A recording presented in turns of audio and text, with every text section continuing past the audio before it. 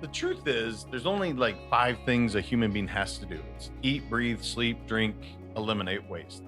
Literally literally everything else in your life is a choice.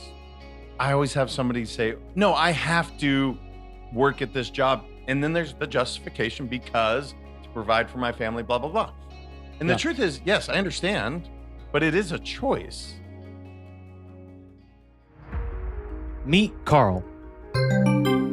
Yeah, let's do retargeting too, and I want to test campaigns around sellers, investors, and first-time buyers. The digital marketing team nods. Carl is on fire. Facebook ads, Instagram reels, client events, new landing pages, more reach, more growth. Then the call ends. And just like that, the adrenaline drops. Now all he sees is everything he's behind on. Carl is a successful real estate agent, and he has so many people he has to stay in touch with. He has to send follow-up texts to his team.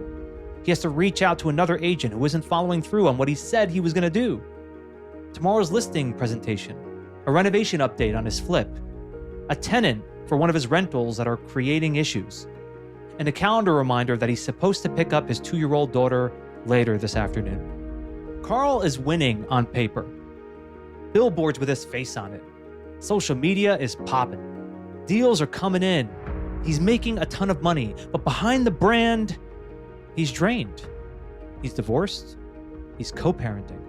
And he tells himself that he's grinding to build his dream. It's his vision that he has, but it's feeling more and more crowded month after month. Carl is a visionary, and that's part of the problem because every idea sounds like the best idea, and he wants to go ahead and do it. But what happens is he either doesn't follow through on the idea or it becomes way too overwhelming and he can't handle it. He has issues delegating his work. He's not really holding his team accountable. He puts it all on his shoulders and it doesn't feel sustainable. Today, I'm speaking with JM Ryerson, founder of Let's Go Win, executive coach, keynote speaker, and best-selling author. JM helps leaders who look successful on paper but are being stretched too thin. He helps them to build accountability. He helps them to simplify execution and do all of this without burning out.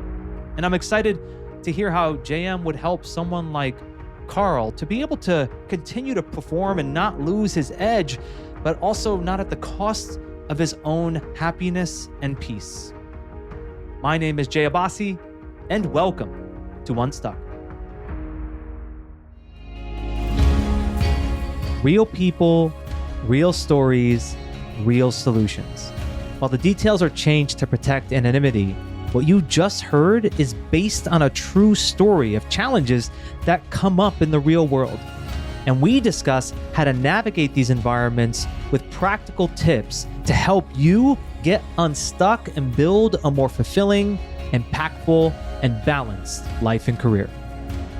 So Jay, I'm reading about your story. I always imagine that you yourself, when people are doing great work like you do now, you yourself had to go through some difficulty, some adversity. There's always a stuck moment that we had to work through. And I'd like to ask you about that. Was there a time in your life where you felt stuck, where you felt like you had some adversity that you had to overcome that later on you learned from? No, brother, mine's been perfect. I've never had a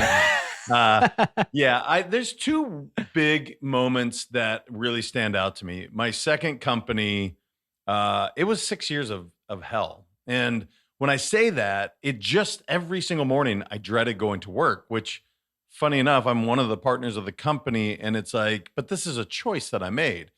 But it was a moment where my wife and I were separated for almost a year. Now we've been married coming up on 21 years and this week. Oh my God, this week. 21 years. But there was a moment where this marriage absolutely was on the brink of falling apart. So that was certainly a moment where I wasn't happy. I wasn't happy in the work that I was doing, which bled into my personal life. And these were all choices that I made. So that's one moment. And then the other one is when I lost my dad just over 4 years ago. You asked me about, Father's Day, and it's one of those days that is amazing because I get to celebrate my kids and being a dad. And yet I lost my dad. He took his own life. And so it's one of those things that he's an amazing man that doesn't, that's not who he was, right? This act, but it's one of those things that I miss him so dearly. And there's still so much pain that I can't call him on Father's Day. And so regardless, if you have your dad in your life or not, I think anybody that doesn't, it's a weird day, man, because you want to reach out to him. You want to give him love. So anyway, that was the other moment of just over 4 years ago, losing my dad in the way I did. That was a moment that I definitely felt stuck, and where I really had to look in the mirror and really get clear on what I'm doing and what are some of these challenges. So a lot of the stuff I coach on, I absolutely had to find my way out of in those two instances. Wow. Well, I'm so sorry to hear about your loss. That must be so difficult. I lost my dad. It was 12 years ago yesterday. Yesterday was 12 years, the day after Father's Day. And it was unexpected. He had a heart attack. And I always look back at that, JM, as a moment in my life where everything changed. It was like my trajectory completely altered. And I can only imagine how challenging it must have been for you when it was in a way that, oh God, it's hard to reconcile that. I can only imagine. And you said something before about choices, and you said, I made those choices. Oftentimes in the moment, we don't feel like we're making those choices, right? But you're looking back and saying, I made those choices. I guess tell me a little bit about when you were in the middle of it, what that was like for you when you were going through that separation, you were overworked, like what was going on for you in your day to day? Yeah, man, when I was in that moment, before I got this moment of clarity, this really when my wife is like, yeah, this isn't going to work. It's time, it's time for you to move out. That was the moment that it was like, something's off, something's wrong, right? And it's not she's awful. Although I promise you in the moment, I was absolutely blaming her, and it was blah, blah, blah, all the victim things that people say. And then when you stop and you go, well, there's at least two people involved here. So you're going to have to shoulder at least 50%. And in my case, probably more of that blame. I really had to look in the mirror and go, okay, why am I so unhappy? And I look back now, and I was almost 300 pounds at the time. I wasn't, I wasn't feeling good. And on the outside, everything looked great. Like business was just crushing, even though I didn't enjoy it. I had this beautiful family, but yet I wasn't really happy. So I think when I finally looked in the mirror and said, you got yourself into this, it's your choice to get out of it. And really it started, Jay, with just starting to work out again. That was like step one, is I'm going to go to the gym every single morning. And what's interesting about that is I know I'm not the only person that's ever said that. It's often that first domino that kind of gets people back on track, because now you start feeling good, and the like hormonally, like you have some biological things happening. And so that was like the first domino to say, all right, you are not a victim. You are 100%. You got yourself into this position. You can make the choice to get yourself out. And then let's do something about just getting happy. So started going to the gym, which then led to a lot of the other things that I do today. But yeah, in that moment, it really was as simple as owning it, looking in the mirror and saying, you're not a victim. You can choose to get out of it. And it took, like I said, about a good year before I really felt good about where we were at as a relationship. And then myself as well, to feel like, oh, I've kind of found myself again. I had lost it along the way at some point. Yeah. Well, happy anniversary to you and your wife this week. And hopefully you're doing something to celebrate. I appreciate you being so honest about that contrast of being the victim to owning it. And I feel like that's such a pattern people fall into, JM, isn't it? I mean, it's like the natural tendency to be the victim. I once read somewhere, what book was this? Oh my God, it's slipping my mind right now. And he said something like, in any argument, what's happening is each person is attempting to say that they are the bigger victim in the argument. Isn't that true? It's so true, man. It's so crazy, but yeah. Yeah, it was. What's the name of that book? Maybe I'll think of it later.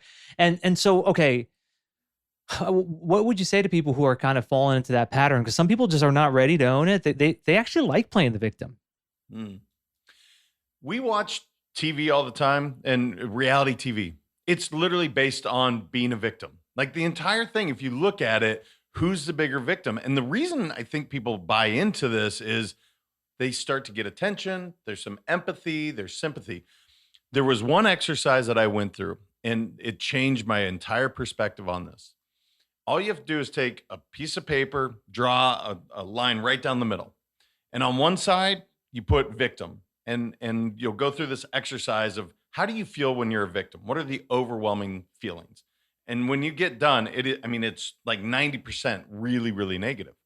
On the other side, you can write responsible or victor is what I like to say now, and do the same exercise. How do you feel when you take full responsibility? And it's overwhelmingly positive, right? And so when you actually look at it for a second, you go, wait, if I choose to be a victim, I'm choosing to be weak and no power and overwhelmed and all these negative things. Or if I choose to take responsibility, I'm taking back my power. So if you can stop and be pragmatic about it for a second and look at this sheet of paper, you'd never choose to be a victim again. You just wouldn't. But that not everybody's gone through that exercise. And it's really easy to go, woe is me, right? Look at me. Let me tell you how hard my life has been, right? Like I shared with you losing my dad that way. That's not to be a victim. That's to say, look, this is one of those times that was really hard. Yeah. And I could choose for that to define the rest of my life in a negative way, or I could choose to say that sucks. I would change it any way I can. I would change it. However, I can't. Therefore, I'm going to act in the opposition of what that might be. And it's actually what's led me into some of the work I do today and on mental health. And so I guess the whole point is look, when you're in that situation and people go through really hard times, like people have been, molested and raped and like bad things. Okay. No one's saying that thing that happened was your fault. That's not what I'm saying. And I'm also saying you don't have to choose for that to define you for the rest of your life. You can choose to be a victor and not a victim, but it's much easier said than done in the moment. And so really the accountability partner is my wife. When I fall into victim mode, she goes, are you being a victim right now? And I'm like, oh, dude, I hate when I teach you stuff. Yes, I am. And thank you for calling it out. And then I choose to kind of go out of it. Yeah. Well, one thing that came to me as you were explaining that is like, what's an inspiring story, right? Someone who's playing the role of victim, woe is me. It might be interesting. It might be something we pay attention to, like you said, reality TV, and we find it to be dramatic, but it's not an inspiring story, right? What's an inspiring story, JM, is someone who goes through adversity and is able to work through it and get to the other side of it. That's what inspires us. So the way I just in how we're talking about it, the way I would pose it to all of our listeners is, do you want to write an inspiring story or just an interesting story of drama? Yeah. And actually, one of my favorite ones is Nelson Mandela. Okay. He was wrongly imprisoned for 27 years. 19 of those years, one prison guard, imagine the worst of the worst, defecated on him, beat him. I mean, name anything you can do inhumanely to this person, this guard. And the prosecuting attorney, when Nelson Mandela was inaugurated to be president of South Africa, he invited both of those gentlemen to his inauguration dinner. And somebody asked him, how could you do that? And he said, if I didn't, I'd still be in that prison cell today. Like, if I choose to be the victim, and he had every right to be like these guys, he probably could have thrown them in prison for the things that they did. Instead, he chose to rise above and not allow those things, the prosecuting attorney and this guard, for 19 years, the worst of the worst, he invited them to the dinner to show that, like, this is a choice. I'm choosing to rise above. That's one of my favorite and most inspiring stories from a leader. I often question myself, Jay, if I was in his shoes, would I have that strength? I don't know that answer. Yeah. But I'll tell you what, it kind of gives me a North Star to go, if he can do that, how can we not turn a cheek with, I don't know, one of our people that we maybe not get along with or whatever challenge we have. But yeah, I agree with you, man. Write the story in a way that you choose and make it empowering, which is what Mandela clearly did. Yeah. I was just thinking about the story of Viktor Frankl, who it's similar, Mm. right? Man's Search for Meaning.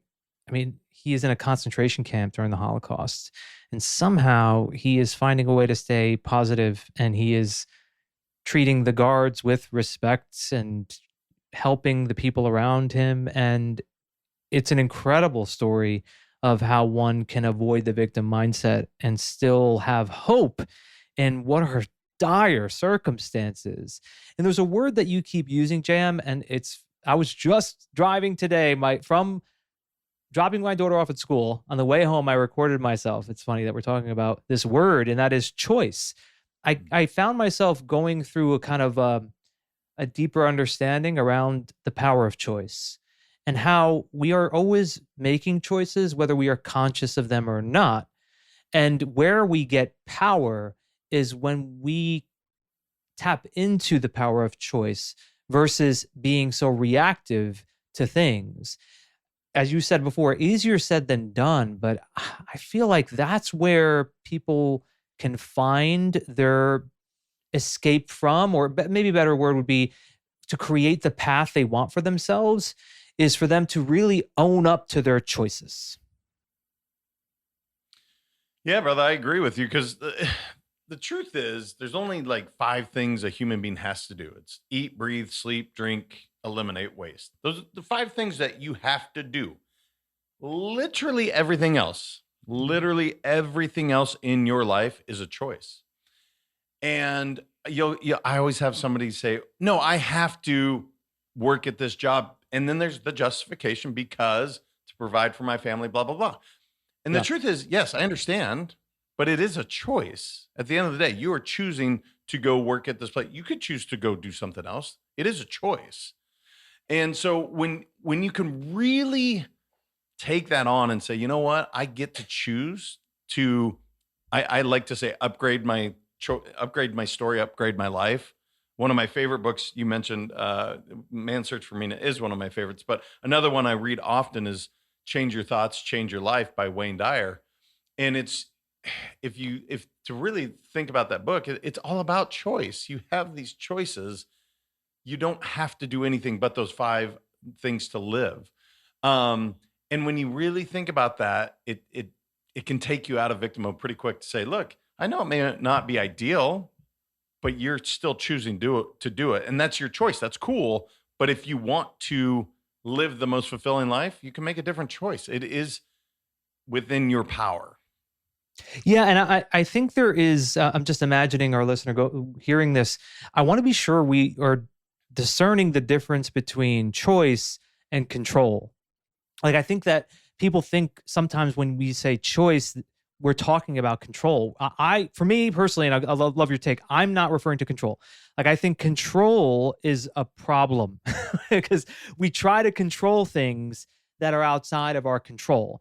Because if you say, okay, I'm choosing to create this life for myself, there might be a part of you that's saying, I'm trying to control my destiny, control the way things are going to happen. And in that, you're going to be met with discouragement because life's going to keep throwing you curveballs and you're not going to have much control over that. What you will always have, though, is that power of choice that you were just talking about. Yeah, it's a huge point. Actually, when people hear the name of my company, they always get this wrong. And it's not that they got it wrong. I probably didn't describe it. Let's Go Win is the name of my company. And I'll get people often, they're like, so it's all about wins and losses. And I'm like, no, it's actually the whole idea of Let's Go Win is to set yourself up every single day so that you have the best opportunity to win. Dude, I lose all the time. I get my butt kicked. I fail all the time. But the choice I have every day is to do my morning routine, to do whatever it is, so I can show up as the best version of me. But you're right. I cannot control, I don't know, what the stock market's going to do, what, we're in a war or wherever we're at in Iran. I have no control over these things. I can only really take care of two things: my attitude, my activity, right? And I teach on this all the time. I'm like, look, two things nobody has control over inside of you is your attitude and your activity. How's yours today?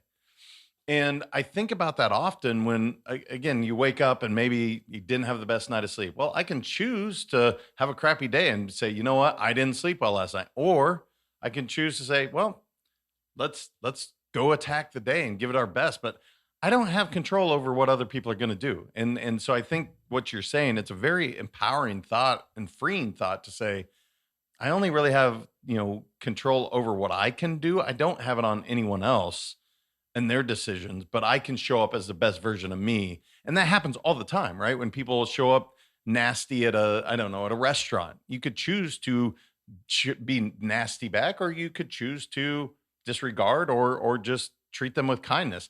It is a choice, but it is often easier said than done. I will say that. I appreciate you said it was freeing. That's how I feel about it, JM. It's freeing. It's freeing to know that I don't have control over things and I should just not even try, because like, what's the point? Like, just let go of it all. Stay within my sphere of influence where I could choose my responses, choose my attitude, choose my activity. And when I'm there, man, it's just so much easier. Life is so much more at ease when I'm not trying to control the things that are outside of my control. And one thing that you refer to a few times is activity. And I appreciate that in that story you told, physical activity was a big part of it. And I agree with you. I think that we are physical creatures. We're both physical, social creatures, emotional creatures, right? But one of them is we're physical. So talk to me a little bit more about the importance of having physical activity in your life, not just for, the way you look in the mirror, but how it affects your ability to go win every day. Yeah. So for me, if I don't if I don't do my morning routine, I've referred to it a couple times. So I'll just tell everybody it's 4 things. It's 40 minutes and it's my sacred time. Every morning I do 11 minutes breath work. Then I do 11 minutes of meditation, 11 minutes of yoga, and then 7 minutes of qigong. And to your point, yes, that is a physical activity, both certainly yoga and qigong. But I really do that more for my mind than my body, because they are 100%, they go together. And it's using science to really give me the happy hormone, right? To get some of the endorphins firing. And I choose to do that before 9 a.m. So one of the things that my wife and I decided, going back to when we were separated to coming back together, my only boundary, my only really, really clear boundary that I said with her, said, look, until 9 a.m., everything is super positive, unless, of course, it's something I need to deal with. At 9:01, you can tell me the sky is falling down. I don't care. But give me that time from whatever time I choose to wake up. Sometimes it's 4 a.m., sometimes it's 5:40, but usually I give myself about 3 hours to really be with me. And then at 9 o'clock, I'm ready to take on whatever the world has to throw at me.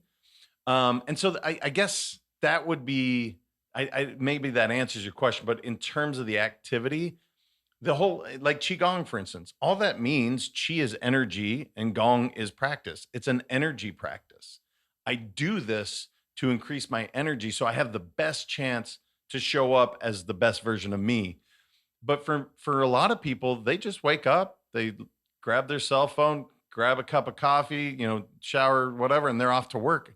And I just think, gosh, what an opportunity missed to not just focus on you.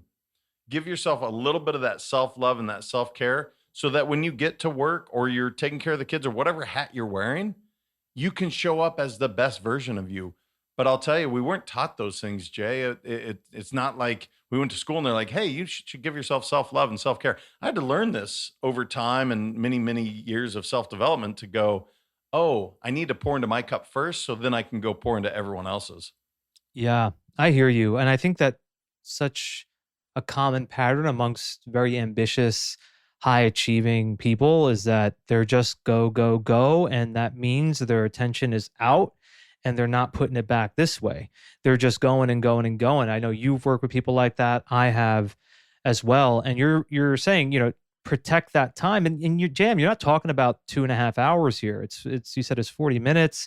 And for all of our listeners, even if you don't have 40 minutes, you can find 10, 20 to be able to do something for yourself. Like there isn't a person in the world that I feel like can't squeeze this in. Like whenever people say, I just, but my situation, JM, it's different.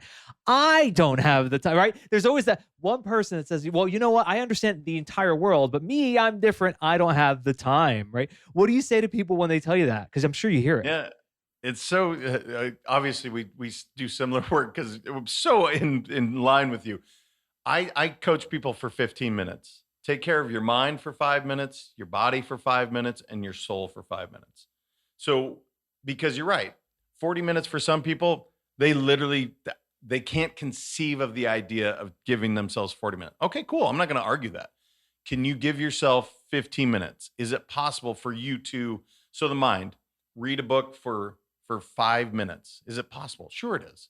Is it possible to quickly stretch and just move your body for 5 minutes? Of course it is. And then the soul part, for me, that's meditation. It could be reading the Bible. I don't really care what your thing is. Yeah. Can you do that? And the answer is yes, but it is a choice, right? Are you going to choose to put yourself first or everyone else first? And the problem is, and I will speak to a lot of the female clients that I've had, maternal instinct says, I'm going to take care of everyone else first. Well, the problem with that is there's a real shelf life to that. If you constantly give and give and give to everyone else, eventually you're trying to give from a depleted tank. So I'm so with you, Jay. It's like, just give yourself 15 minutes. At the end of the day, wake up 15 minutes earlier and just say to your spouse or kids or whomever it is, I'm taking care of me for 15 minutes, and then I'll be right to you. I hope more people can choose to do that.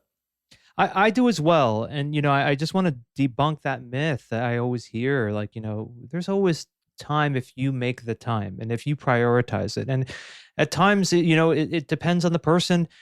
Considering the effect that you have on others could be enough motivation. So you were mentioning the maternal instinct of wanting to help everybody else. What I often find helps for that kind of individual is to say, well, how much do you really care about them? Oh, I'd do anything for them. How much do you really love them? I love them so much. Okay, then wouldn't you want to show up as that best version of you for them? Like, isn't that what matters to you? And then oftentimes that could be what evokes the inspiration in them to really make that commitment. And as you said your meditation, this is more of a personal question because I get curious. What is your meditation practice, JM? Yeah, it varies day to day. I've found myself really. Have you got into hemisync meditation at all? Is that something that you've done? I haven't heard of it. No, I'm interested. Yeah. Okay, so that one blows my mind with some of the science, and like the Monroe Institute is probably the most well-renowned when it comes to this. But basically, it's two different tones going in either side of your ears, and it creates basically your brain syncing. I've found myself to be very, very attracted to that because I get into I don't know what you call it. It's not the zone, but I get into a whole nother world very, very quickly when I do that. I don't do guided hardly anymore just because I guess I've meditated for so long. I don't find a ton of value for me. It doesn't mean that they're wrong. There's some great guided ones.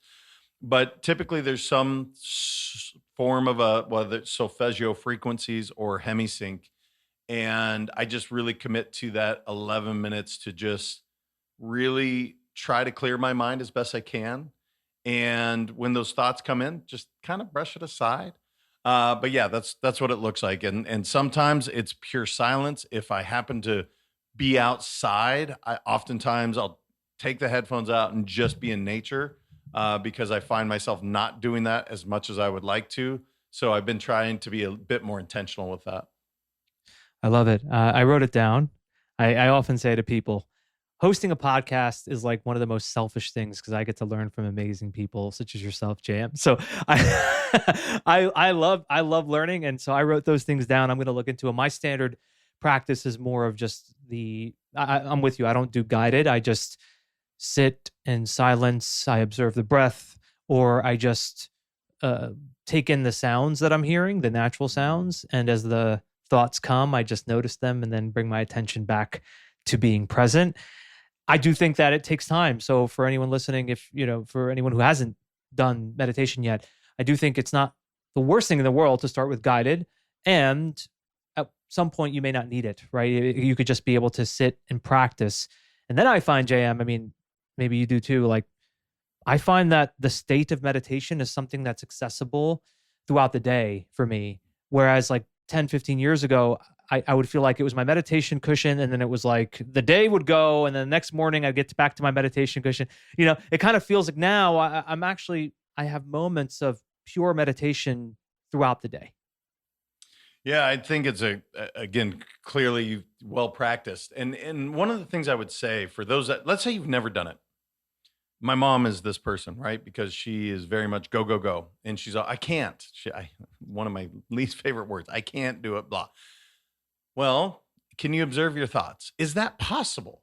Yes. Well, great. You just meditated. If you literally observe that one thought, to me, that is, some people call it mindfulness. For me, that's a form of meditation. And so I'm with you, brother. Like when I'm driving, because getting back to the victim mode, the one time I get in victim mode every single day, if I'm in the fast lane and somebody's driving slow, dude, I am the biggest victim. I'm like, what a piece of garbage there. And all these silly thoughts go through my head. I mean, and I've observed this for many years. Yeah. And so those are the times that to your point, I can't control it. And then I create a story.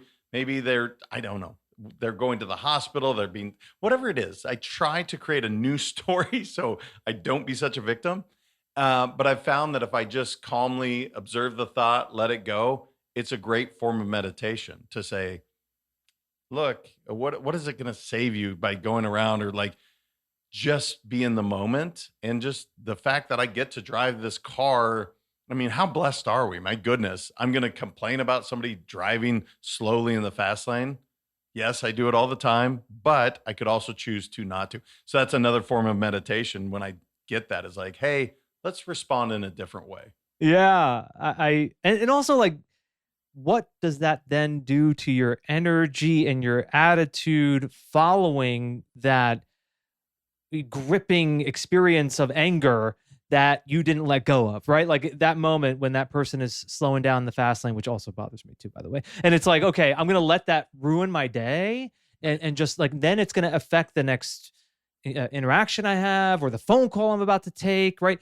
It's really important to think about the cause effect relationship here. And here's the thing, JM, it's more difficult, at least for me, when it's someone I'm close with, where I'm falling into the victim mindset. So I'll give you an example.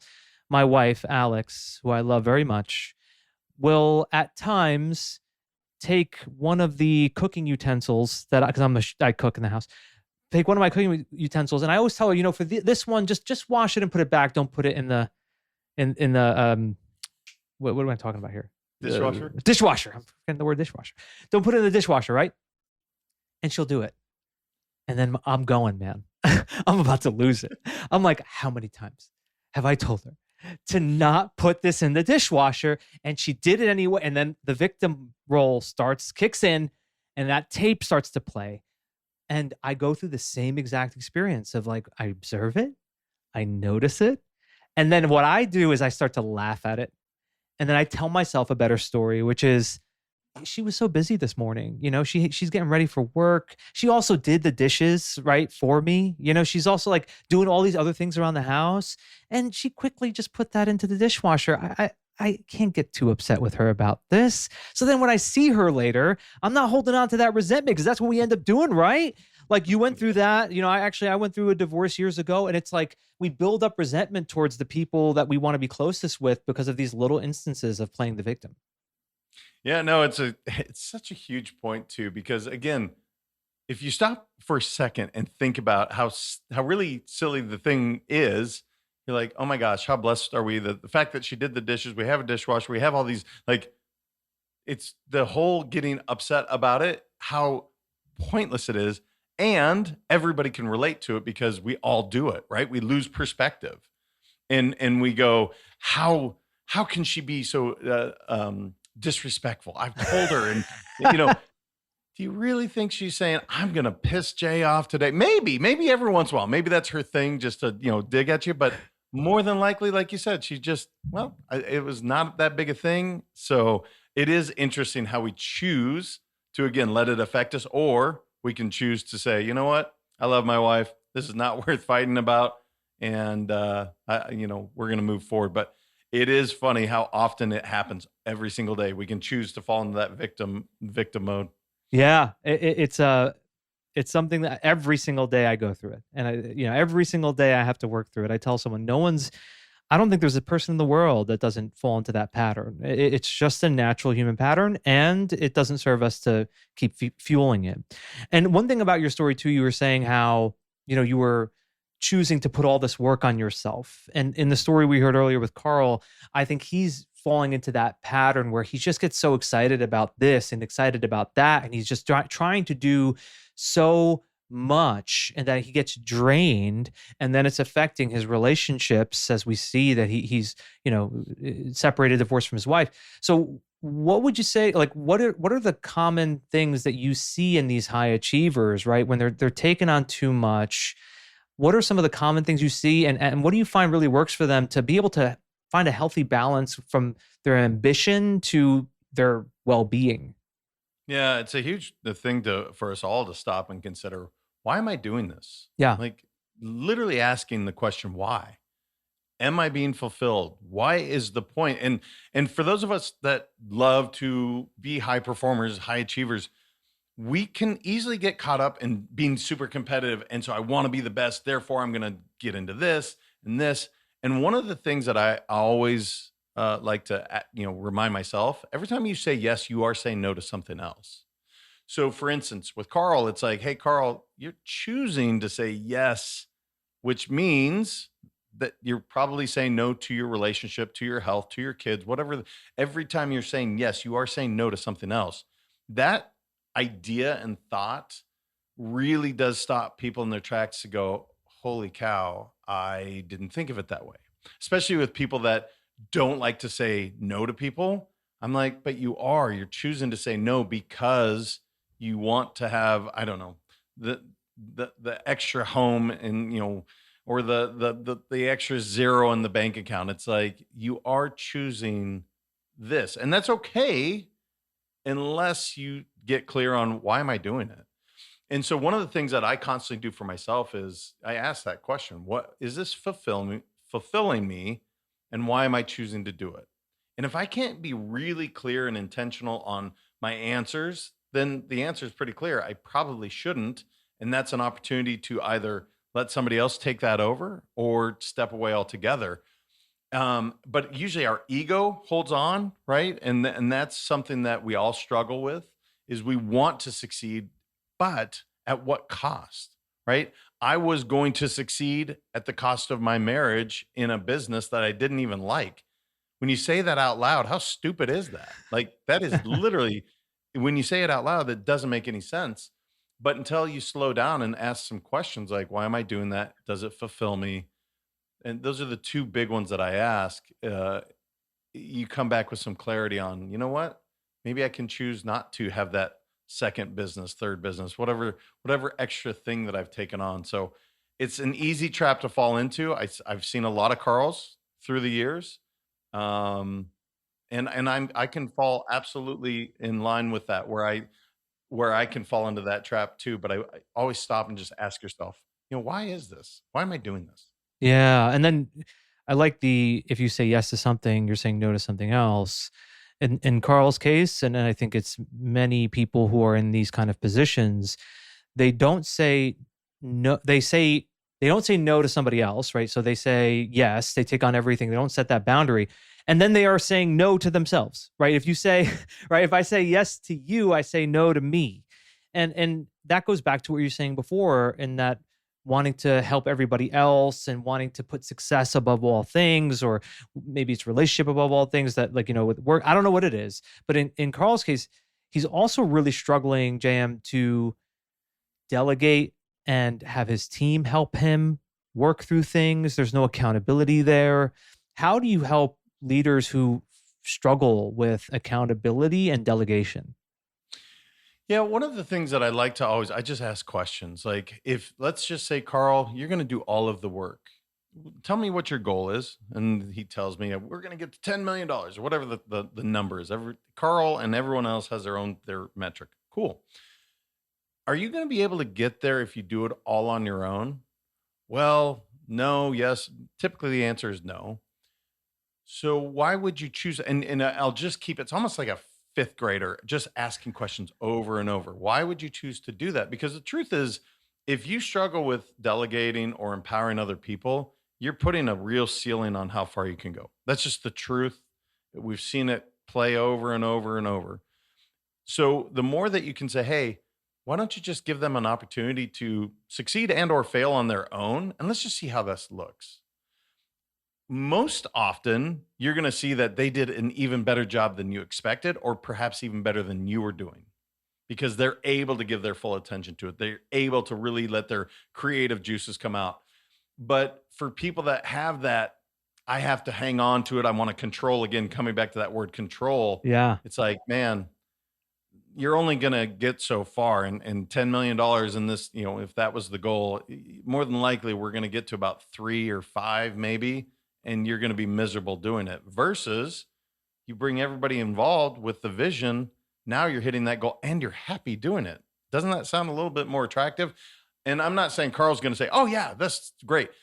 It's going to be a process, continuing to ask those and allowing them to fail. But it's pretty common that people struggle with that, because if I don't do it, it's not done right. Well, that might be partially true, but that might just be something that you were told along the way. So not an easy situation, but if you ask some questions, I think you'll arrive at a better solution than where you're at. Excuse me. Yeah, I think it's a belief. He's holding on to a belief that he has to do it all, a belief that no one else can do it as well as he does. It's a bit of arrogance there, right? I mean, like there's a little bit of, like, it's not intentional. It's not like he's conscious of it. And I think some humility would help him to recognize, can you do this all on your own? He needs to be a bit humbled. And the other thing too is, in the moment, I find that these high achievers, JM, they get really excited, and the adrenaline, and I want to do all these things, and it gives them a feeling. It's kind of like a drug, right? How do you recommend people who have that tendency to just get like super, like, visionaries, right? I want to do this. How can they scale that back a little bit? Yeah, the one thing I try not to do is ever take away somebody's drive, ambition, and vision, right? Because there's so much beauty in that. And how well are we actually communicating that vision, right? I think one of the most important things that a leader can do is giving that vision to his or her team frequently. And one of my favorite things that I wrote about years ago, humility is sexy, right? It's one of those articles I'll never forget that I wrote, because I really believe that if you're able to be so confident that you don't have to have the recognition on this, it's amazing what you can accomplish. So you had this vision and idea, and you were able to gather a group of people, and however you got there, it doesn't necessarily go back to you as you getting the accolades, but the goal was accomplished. How do you feel now? And the true high performers, they're like, well, actually, I don't care, because I wanted that end result. Okay, cool. So let's get your actions in line with what your true vision is, which is, again, the $10 million thing or whatever you're trying to accomplish. So it is one of those things where I don't want to take away from that vision, because I think visionaries are incredible. They make the world go round. I wish I had a bit more of that. I'm actually more the guy that comes in and executes oftentimes for that vision. And I think that's the other thing that people should be okay with, is just because you're a visionary, it doesn't mean that you're a good executor. Yeah. Oftentimes you're the worst executor, just like I wouldn't be necessarily the best visionary, but I promise you this, if I take my role in the company as to double the revenue. Yeah, I'm pretty good at that. That's what I've done historically. But I'm not the one that came up with the vision. You are, which is amazing. And we need both of those people. So I think the more people can, I think as Truman said, it's amazing what can be accomplished if no one cares who gets the credit. And it's like, yeah, it's pretty amazing what we can do if no one is sitting there going, look at me, I did this. No, we as a team accomplished something pretty cool. Yeah, I love that. It's one of my leadership principles, which is what's right, not who's right. Doing what's right for the business, what's right for the team, versus who's right, where it's just people trying to get credit. I'm with you 100%. And JM, you offered a few questions already to Carl, and I want to just circle back to that. If let's say you were to meet Carl, let's say he reaches out to you and he's looking for some help, some support, and he tells you his story, and you have an opportunity to listen and then ask him a question or two to really help him through this challenge, what would you ask him, JM, and why? Yeah, it's Carl, what are you looking to accomplish? Like, it's interesting how often I meet, whether it's Carl or other executives, they don't know that answer, right? They're so stuck in this, I'm there to win. Okay, cool. Win what? Right? Like the cool thing for like Super Bowl teams, they're going for the Super Bowl. Or sorry, NFL teams, they have this thing. It's very well defined. I'm going for the Super Bowl. Okay, cool. Oftentimes Carl and many other executives, you ask that question, they're like, I don't know. I want to make as much money as I can. Okay, great. What's that number? And so you just keep asking questions like, what are we trying to accomplish? Why is that important to you? And are you fulfilled doing it? Those are the three questions I'll constantly over and over. What are you trying to accomplish? Why is that important to you? Are you fulfilled? And after we ascertain whatever that is, if he says, I want freedom. Okay, cool. Does that mean time freedom, financial freedom? What does that mean? Yep. And it just helps give clarity. So that's if Carl, if you're listening, or if I ever get a chance, that's what I'd ask him. Yeah. And I like the order that you offered there, Jam, because in the end, it requires you to justify what is that original goal with something that's more experiential. Like, well, why is that important to you? Because it will then mean I get to, or I am able to, or whatever it is, where it's much more like lived experience than it is just a number that you're putting on your whiteboard. No one experiences the $10 million a year. They experience what the $10 million a year gives them or gives their family, right? And for all our listeners, I highly recommend look up the great work JM is doing. His website is letsgowin.com. From there, you can learn more about him, his speaking, his coaching. And before we were recording, you were telling me about a new app that it's coming out, Win Performance Platform. Tell me a little bit more about that and the journey to launch it. Yeah, thank you, brother. I appreciate that. Yeah, this is, I've written a couple books and I'm proud of that work. This is literally a culmination of 20 some odd years in one place. And I mean, it could have been accomplished before, but it probably would have cost, I don't know, 400 grand plus 2 years of coding, which I don't know how to do. Because of AI and this AI enablement and some incredible people on my team, we were able to take all that. And so the hope is like the Carls of the world, that they have this app that okay, cool. You want to be business focused? Here's some resources, the various courses in there in the books, but also here's the stuff for you personally. All the stuff that I mentioned about my morning routine, it's all in there because I want these tools to be accessible to all these high performers where you're taking care of you first, and then you can take care of the business, just like we talked about. So thank you for bringing that up, brother. I am proud of that work, and I'm really excited for people to get their hands on it and beat it up, use it, and tell me where I did okay, where we could improve. But it's been a really fun project to work on. That's incredible. Well, congratulations for bringing that to light, and for all of our listeners, go check it out. It's Win Performance Platform. Is it just search the App Store, Play Store? That's how you'll find it? Yeah, it'll be on the website. I need to actually get with my tech team and now put it into the App Store. Okay. But it's on the website. It'll be on the website. Yep. Letsgowin.com. JM, thank you so much, brother. This was incredible. You're amazing. I'm so glad we made the time. I feel like I could have talked to you for 3-4 hours.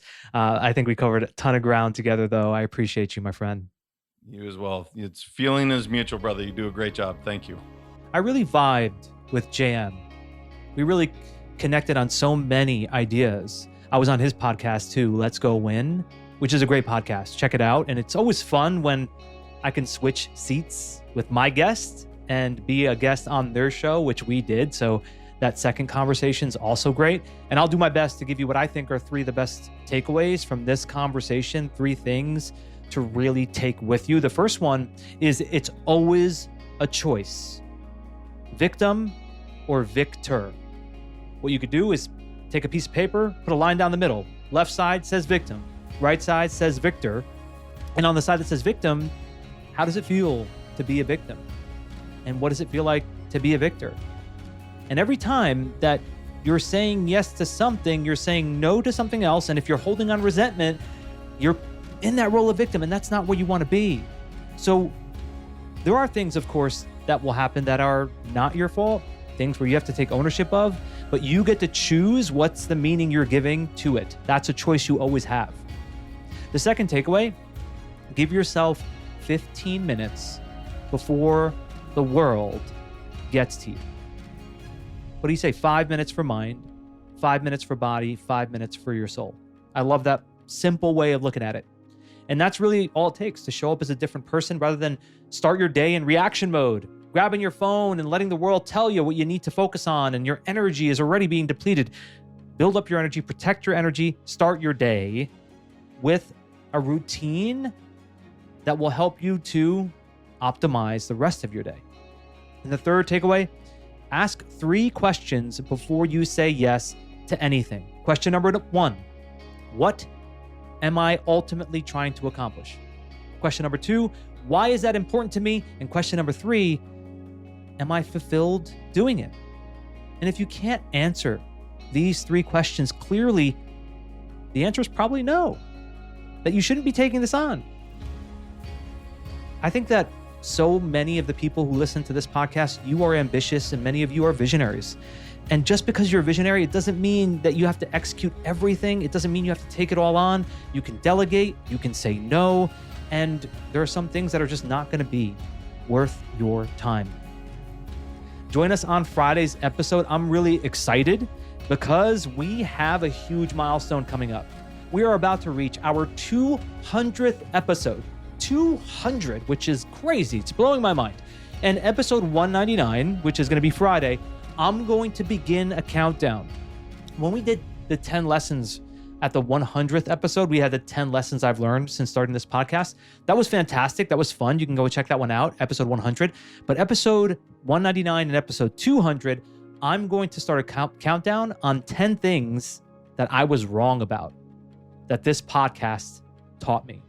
10 shifts in my mindset, my beliefs, my approach to things, thanks to the guests that I've had on this podcast and the exchanges that I've had, as well as the research I've done in preparing for some of the solo episodes. So all of that, I thought to myself, how can I make a list that's going to showcase the evolution that I've personally gone through?